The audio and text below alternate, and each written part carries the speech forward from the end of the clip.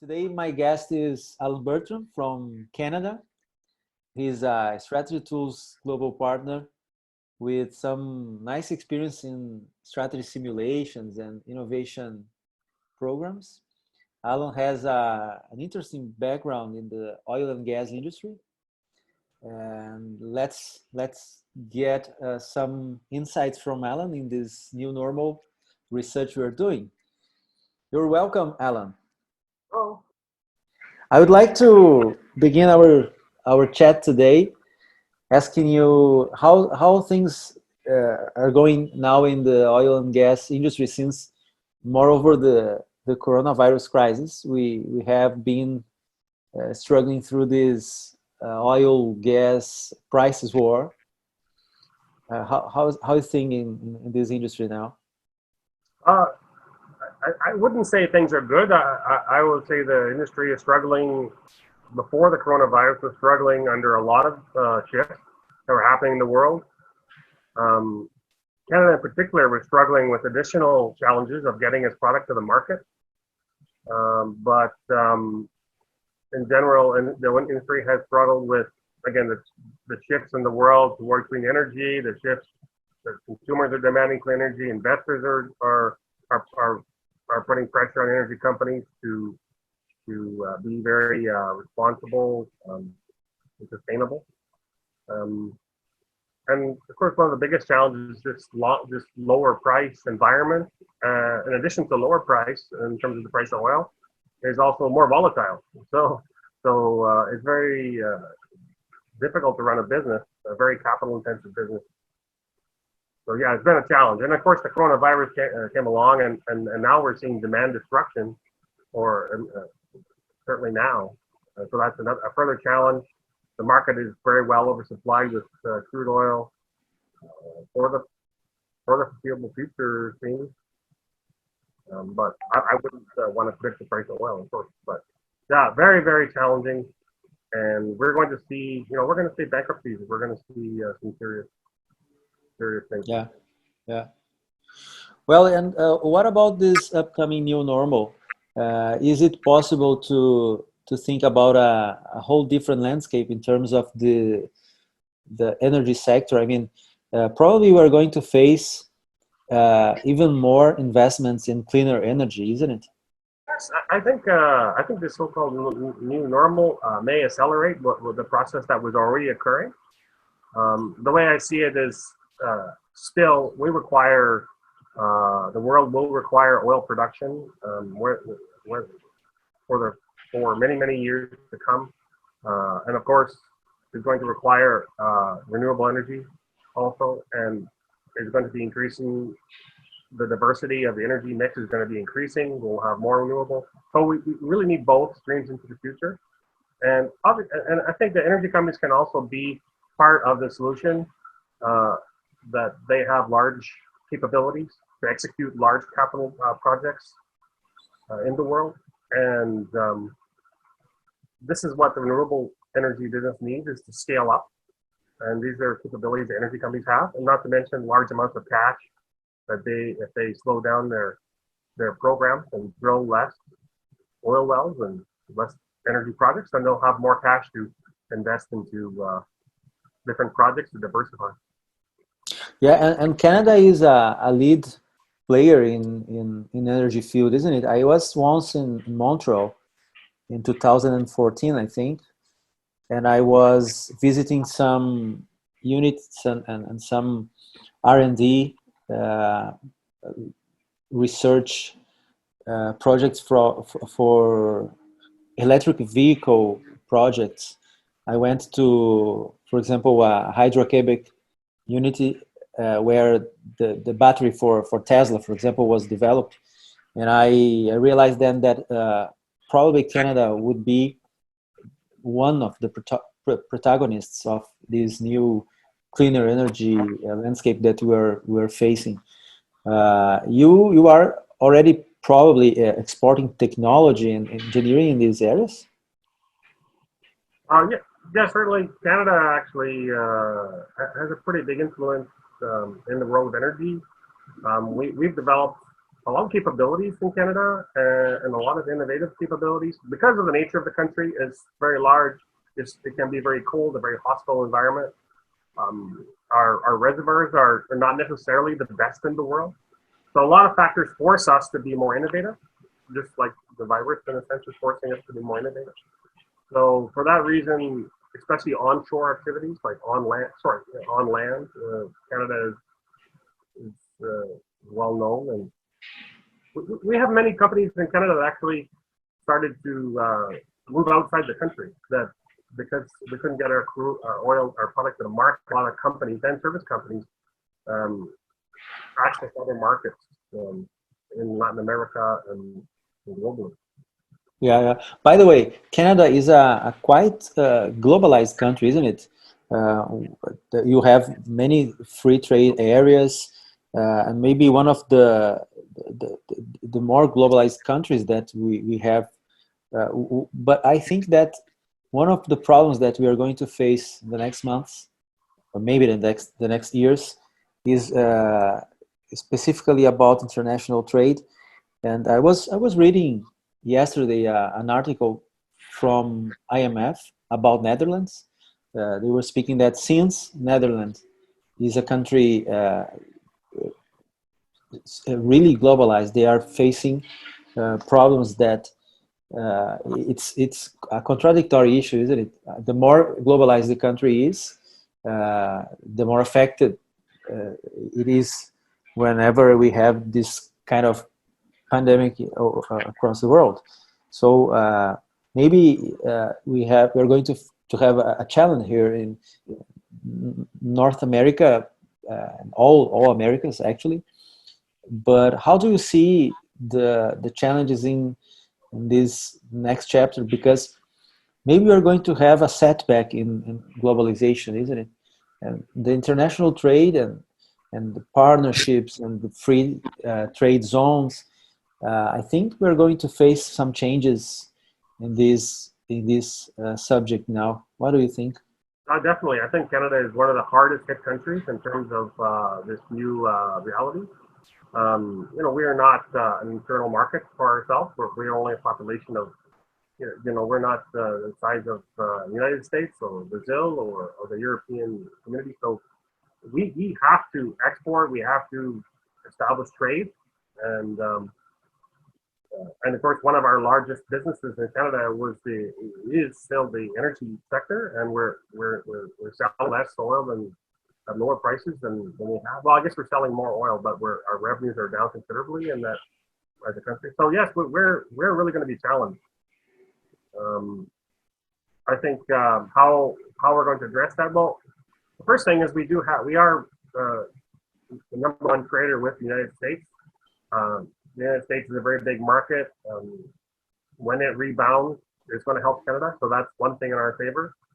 Okay. We have a strong connection with the United States. So again, that'll help us. I think the startup ecosystem is critical to the future growth. Future growth comes from smaller startup businesses, even within the energy sector itself. Everybody knows that where all the new value, where all the jobs come from, where all the new fields are found. A lot of those come from actually the large number of small, medium-sized companies, not the big majors. They're actually not that active compared to, they do giant projects, but there's a huge amount of impact of the startup ecosystem, the startup community, and Canada's doing well, I think, but it's relatively recent, especially in Western Canada. So that's going to help, but again, that's going to take some time, and hopefully this new normal doesn't result in us losing momentum. Yeah. Speaking about these ecosystems of startups and venture capital, on one hand, they were already, of course, playing an important role in innovation, and there are some people speaking that, as you just said, in the new normal, they're going to be even more important. But on the other hand, we have the downturn on the overall global liquidity, and probably it's going to be more difficult to access capital the next months. So I think there is also a paradox here that I'm not quite sure how we're going to address. But I would like to know your thoughts about these questions on the global liquidity, finances, investments, because in tough times, it's common to see money going through the more conservative pipelines, let's say. But on the other hand, we shall plan our global economy recovery.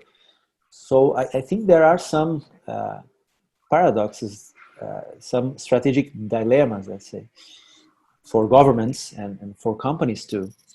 Uh, how could you address that? Well, I think there's been a huge amount of capital available uh, for startups previous to the virus, and that's really been flooding venture capital, and really there's a lot of opportunities to pitch for capital to try to access that capital for any kind of idea. And the world was relatively flat, and Silicon Valley definitely has their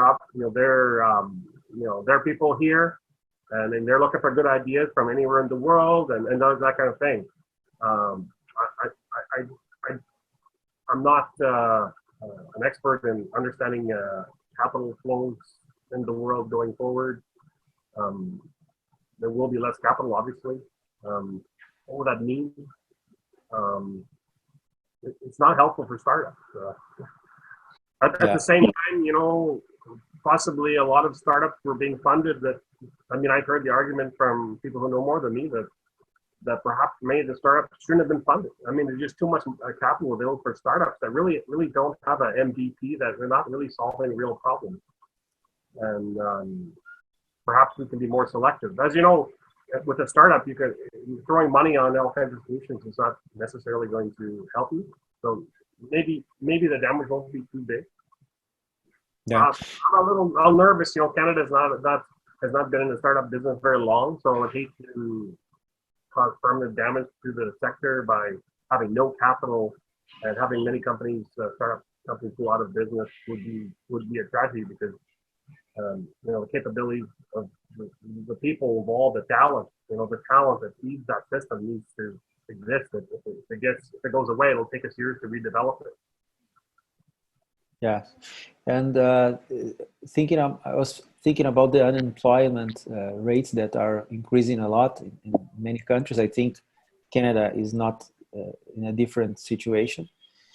It's not the right reason to go for a new venture, but maybe since we are going to face uh, strong unemployment rates, there is going to have also an increasing rate in the gig economy and freelancers, and maybe we are going to see even more entrepreneurship initiatives, and maybe also supported by government. I don't know, because I'm not sure that governments are going uh, to to help everybody with helicopter money and these bailouts that we are seeing for forever.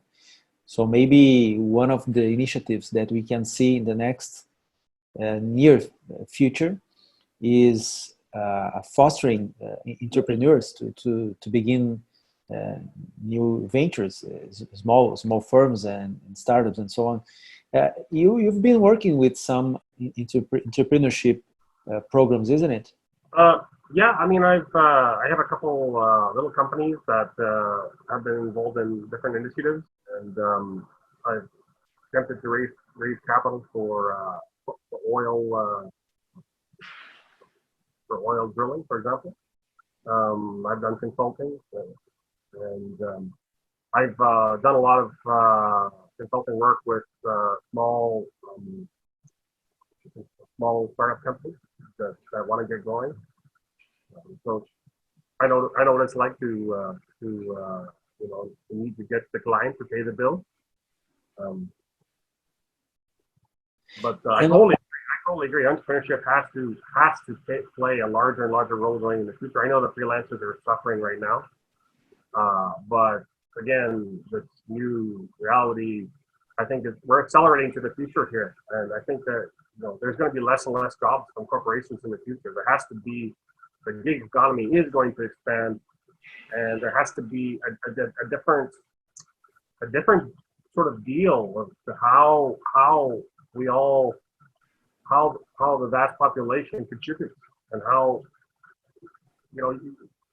having worked with corporations for years, you can see that vast populations are not, people can contribute to the ecosystem, sort of the ecosystem economy. We can now add value in so many different ways. That has to be unlocked.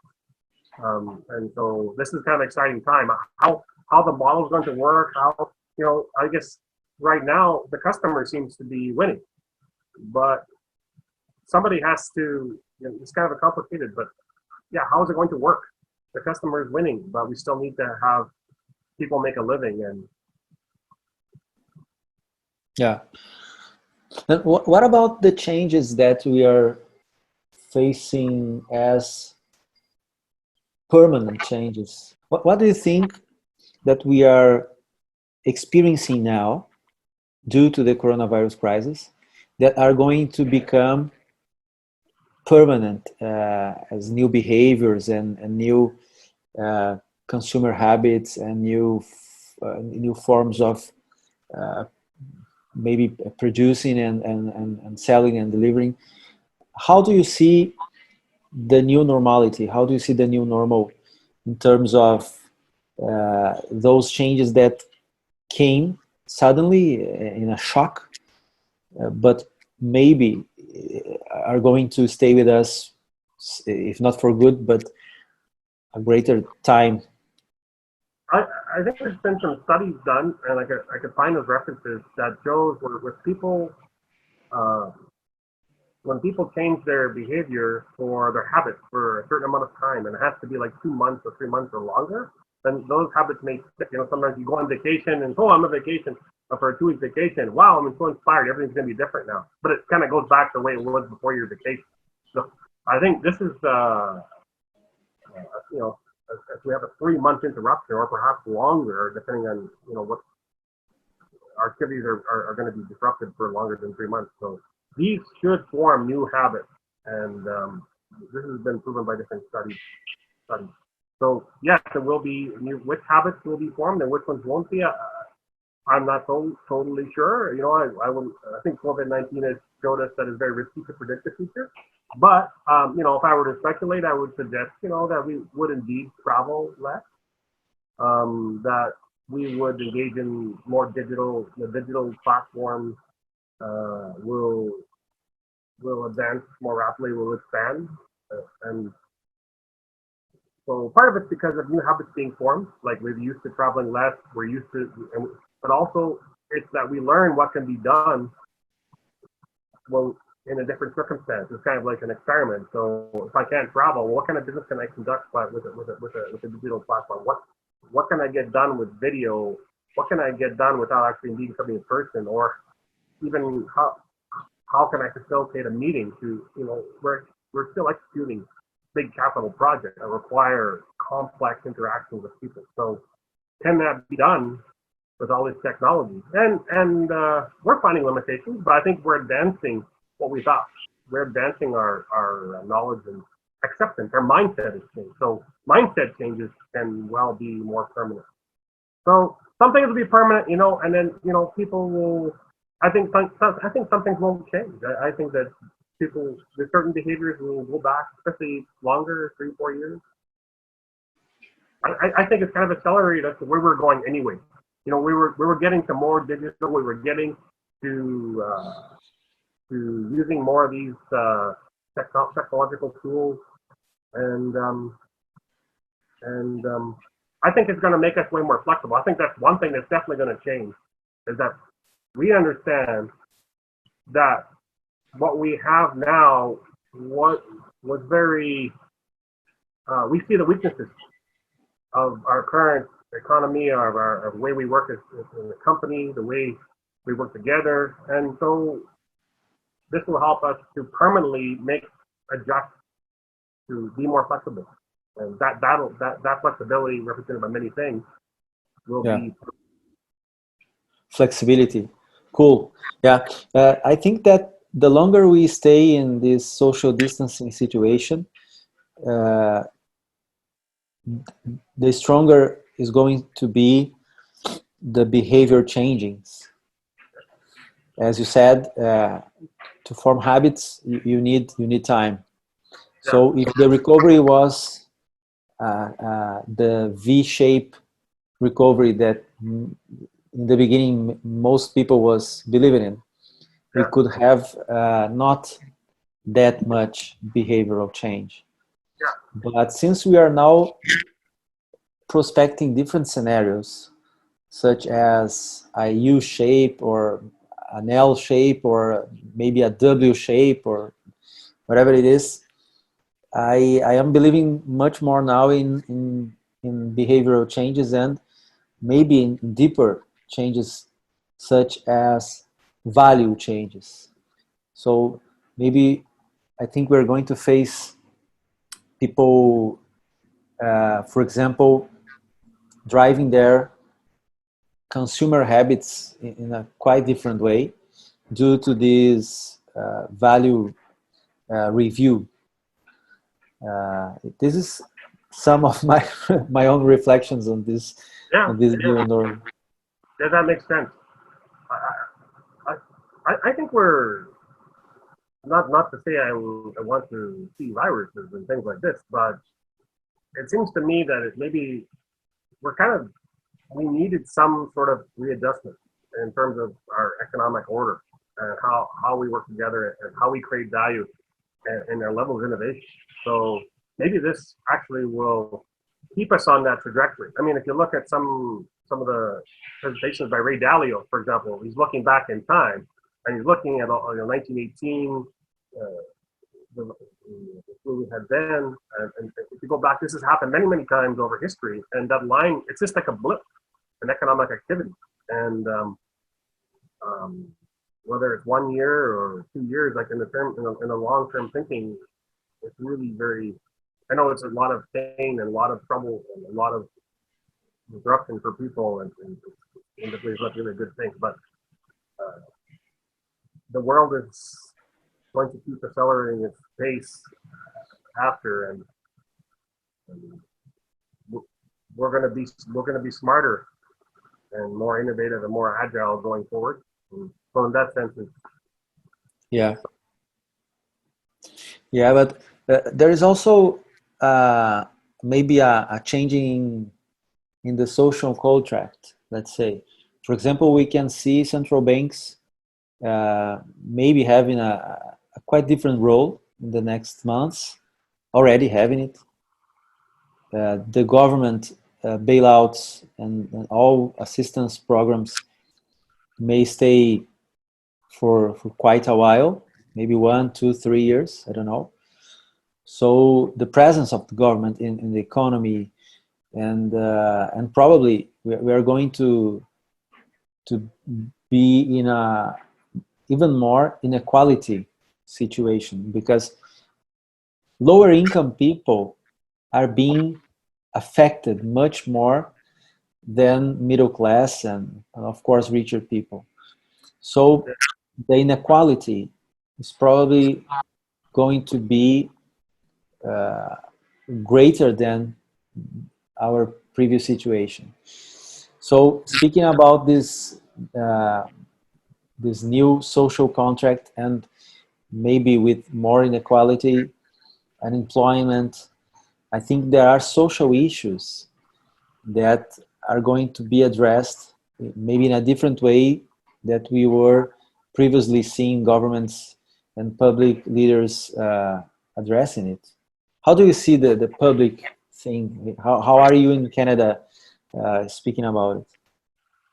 yeah,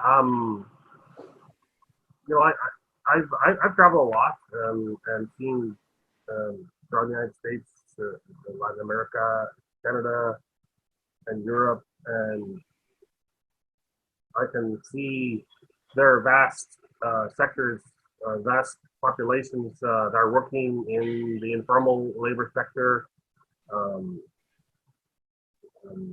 where if they don't work, they have no money to buy food. So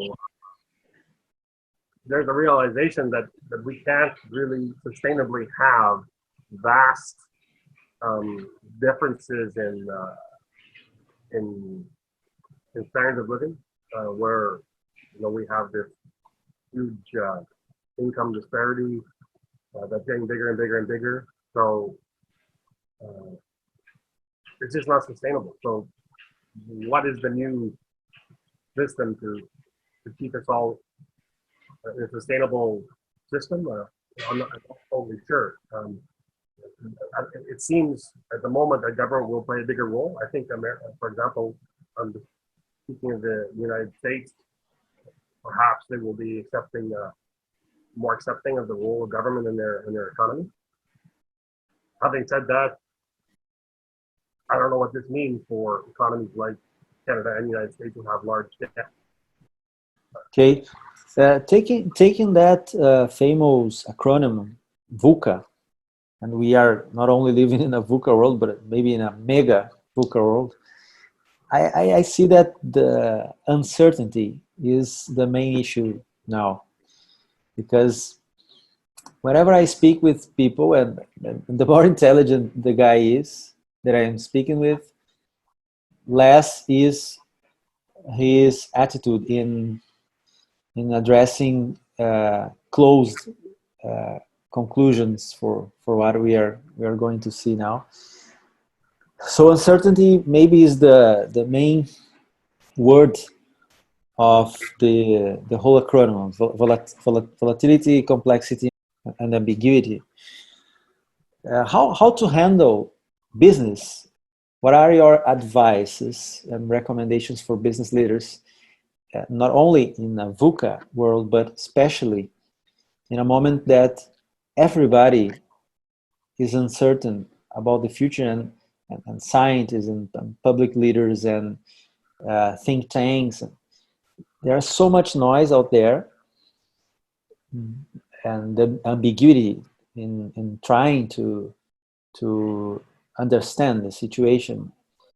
Taking the word uncertainty, how can a business leader, how can an entrepreneur, how can an executive face the new normal, since most of everything is still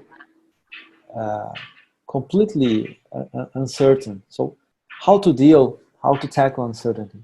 Well, I think the first part is in your organization. Having a flatter organization, having an organization where your employees, your frontline managers, and your employees are also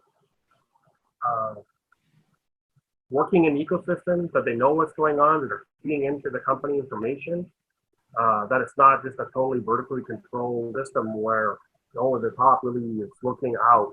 So you should be looking out and taking information in from many sources and many angles in your company and all the different ecosystems that you operate in. And I think that will be very helpful. And I think also that those organizations be very flexible, that they can take this information in and react to it. Because sometimes organizations know that changes are coming, but they have an inability to change. And so I think what we're learning is that speed matters, and speed matters, of course, for a startup.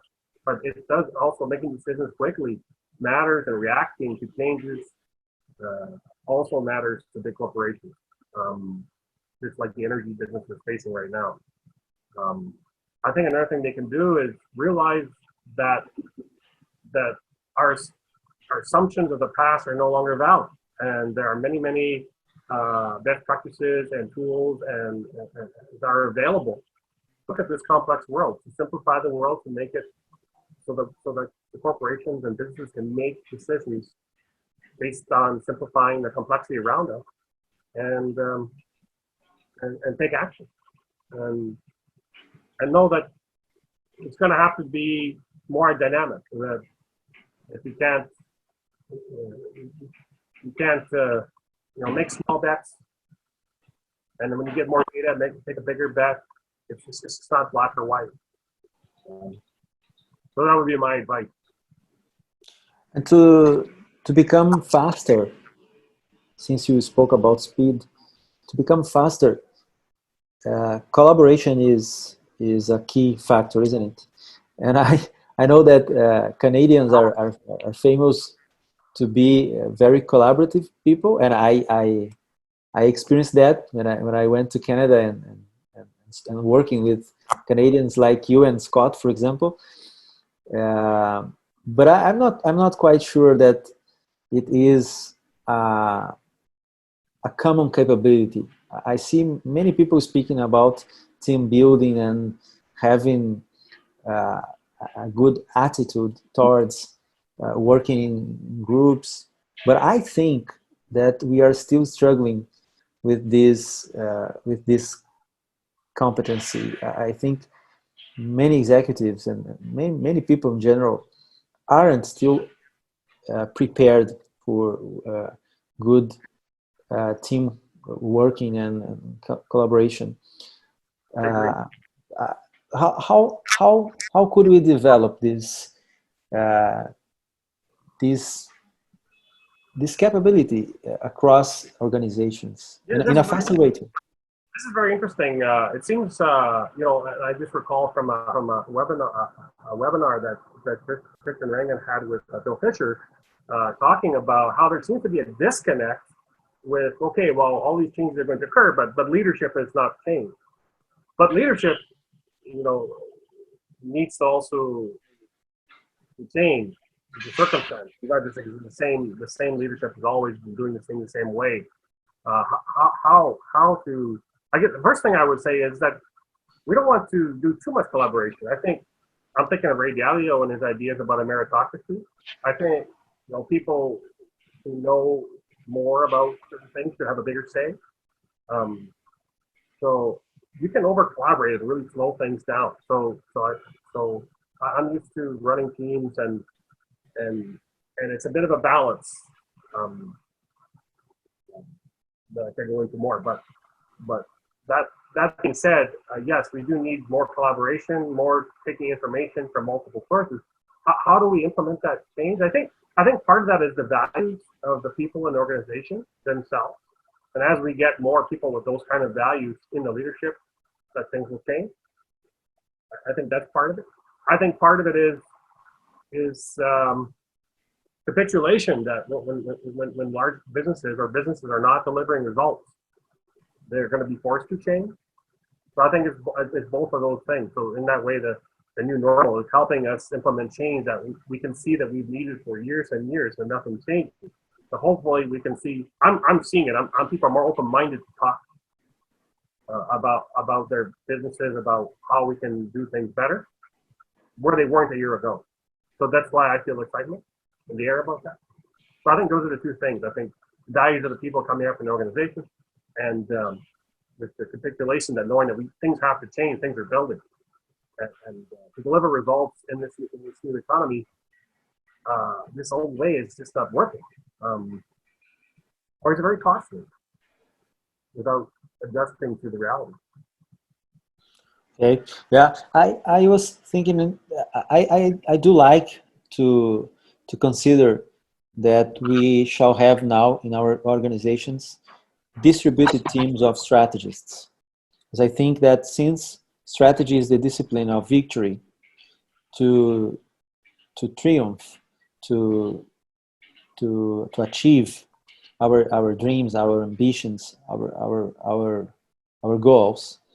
Now, in this fast-changing world, we need not only the small group of strategists around the C-level people. So, on regard the strategist himself, and trying to develop strategists across the whole organization, what are your thoughts on what shall be the main competencies, the main skills that we should focus on in order to develop better strategies, considering this need to have strategies overall the organizations? Oh, that's very interesting. Um, perhaps, perhaps companies like Strategy Tools introducing modern strategy tools and software platforms will contribute. Um, for example, if corporations had those tools available, I think you see a lot of change occurs. The competencies built just by software systems, just by that alone will help. Um, but I think it's going to be really challenging, actually. Yeah, because actually it's the main purpose of our company, isn't it? To transform how the world works on strategy. And I think the main issue here is to indeed develop better strategists. So that this is something that take my thoughts every day. How to develop better strategists. What do you see companies doing? Actually, what do you see in Canada? Let's say uh, the efforts of the organizations in be it human resource initiative to developing skills, be it a C-level focus on their corporate programs, be it innovation initiatives inside the different departments of a company. What do you see as, let's say, benchmarking initiatives in dealing with these strategists demanding for the future? Yeah, my experience isn't really a positive one. My experience, the strategists or ones really driving innovation have been more tolerated in periods of growth. When we have expansion, economy expanding, things are good. Corporations, management is tolerated. The people proposing different strategies, innovation. But when the environment is contracting, those are the first people that are gone, or they're reassigned to areas that really don't match those kind of skills. You don't need to be innovating at the time, apparently. So it's been, I think, a fairly negative experience. I don't think that you'll see the majority of corporations with a very good knowledge about strategy concepts, about strategy tools, about the business model pillars. There's so much to learn. Not that I know everything, but it is a long way to go. It really is a long way to go. Maybe the shining stars are, even in big corporations, there are certain teams that have that culture that really create a lot of value. I've seen it twice. Where you have a very you have teams within large corporations that really they're like startup companies inside these corporations. Think highly innovative, create massive value. And I've seen it on 2 occasions that I've involved with, and maybe that's a way forward. If we can have more of those sparks and scale those sparks, And again, I think corporations will be now, businesses are more open-minded to these ideas. So I think we should see improvement. Okay, Alan, we are getting closer to the end of this interview. It's been a pleasure, but I'd like to ask you some final thoughts and maybe a final message. I would like to listen to you speaking about what would you like to see in this new normal. if you could choose, what would you like to see as a change that came to stay, or maybe a change that we didn't see yet, but you would like to see in the near future? What would be your ideal new normal? I would like to see a longing of the potential of individual people. Really, there's vast innovation and vast possibilities to construct the world that we want, to change energy systems, for example, by unlocking the potential of all of us, employees, consultants, and corporations, and strategists.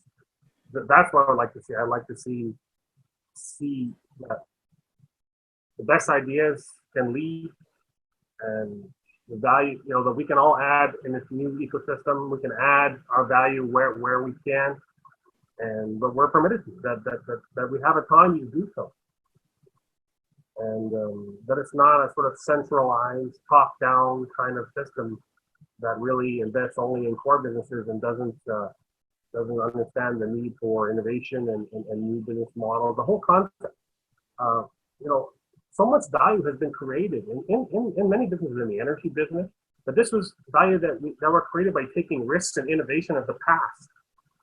So what are the new innovations and risks we're taking, and businesses we're investing in? They're going to create the value for the future. And so I'd like to see a system that does that embraces innovation and for all of us to create value for people. Cool. Really nice. Okay. Have you ever come to Brazil, Alan? No, I haven't been to Brazil. I've been to Colombia. Yeah. It's kind of strange that we haven't traveled through South America, and we've been to Europe many times, Asia, India, Mexico. I'm almost a citizen. I've been there so many times and spent so long in Mexico. I lived in Mexico City for a year, but yeah, no, we haven't been to Brazil. I have a friend who is president of an oil company that works in Brazil, and he speaks Portuguese as well. And his wife is from Brazil. So there was a possibility I may work with his company, but yeah, no, I haven't been to Brazil. But, I don't know when I'm going to get there now. Yeah. Yeah. Well, whenever we can, you are already invited to come, and you will be very welcome here. And maybe we can cooperate and doing business together. That sounds good. Well, it was a very nice conversation. I thank you for your time. And if you have any final thoughts or messages, feel free to take the word now. I think that this strategy tools community has been a beacon of light even before the coronavirus situation. I mean, I've never seen so many people, when in one ecosystem. It's really been incredible. All the people in the strategy tools, and they're pulling me up and they're challenging me, and I really think very highly of the organization and the ideas that they're bringing forward. And yeah, so I'm really happy really great. Okay, nice. Thank you. Thanks a lot, Alan. Let's keep in touch. Count on me on whatever you need, not only here in Brazil, but taking what you said about our global community. Whatever you want, whatever you need, let me know, and let's work together. Yeah, it sounds good. Let's see where we can do that. I'd love to. I'm sure my wife will be fully supportive to go down to Brazil. It won't be a problem. Nice. Okay, my friend. Bye then. Next time I interview you, I'm going to ask you a really hard question. Okay. I would appreciate it. Yeah, because be nice. Clients, so maybe I think you have some experience I can draw on. Okay, nice.